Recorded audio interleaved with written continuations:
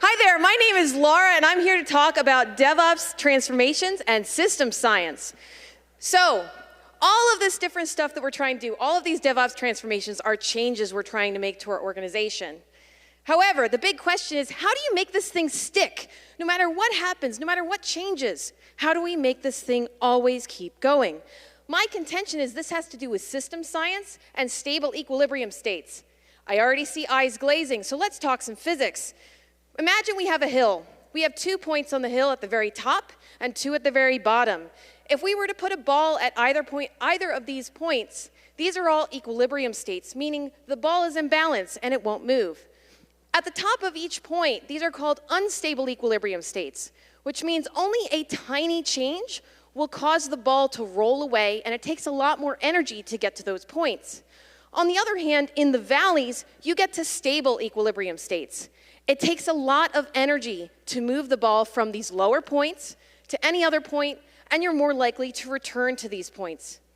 That's great. What does it have to do with DevOps? Believe it or not, all of these organizations are made of 3 main subsystems: people, infrastructure, and software. To get to a stable state so that the change sticks, you have to ensure all of these systems are in a stable point. I'm going to use 2 different case studies to explain this. First is Target, probably one of the most famous DevOps transformations case studies. The other one is an unnamed startup, because I don't want to embarrass anyone.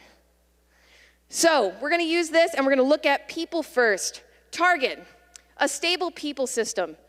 All of the changes that Target did to get to a DevOps transformation, everyone was on board. There was a grassroots interest in making these changes. Therefore, it took a lot of energy to try to get them to move from the change they were successful at. On the other hand, at a startup, how many people here have ever had a VP try to push through a change, and then they get bored and they go look at something else and it goes right back to normal?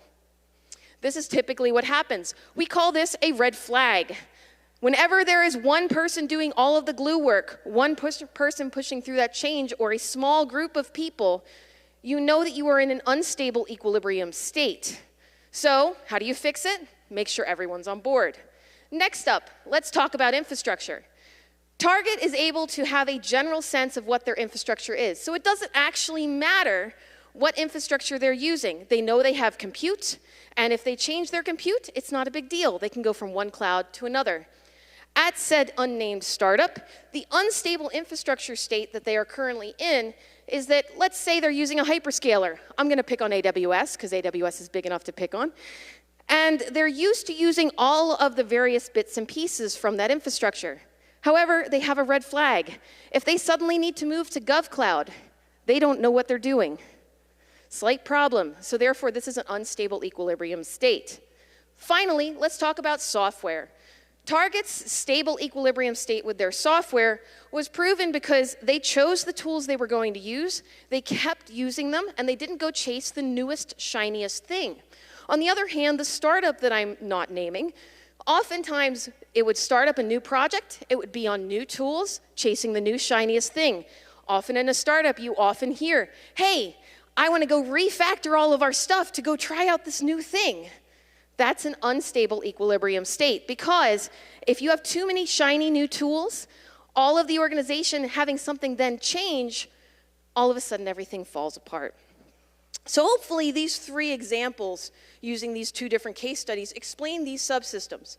But really, how do you tell if you are in a stable equilibrium state? It's a bit of a thought chaos experiment. What happens if I make a tiny change? Does everything go right back to where we were? Or does it roll downhill?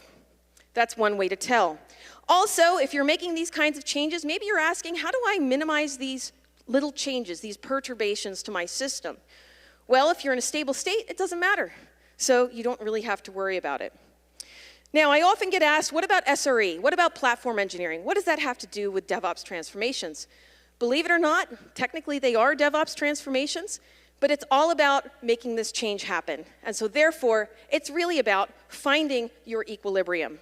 So I'm going to tell you, go find your equilibrium state in your organization, preferably a stable one. I hope this sparked some conversations. I hope you enjoy your lunch, and I'll see you later. Take care.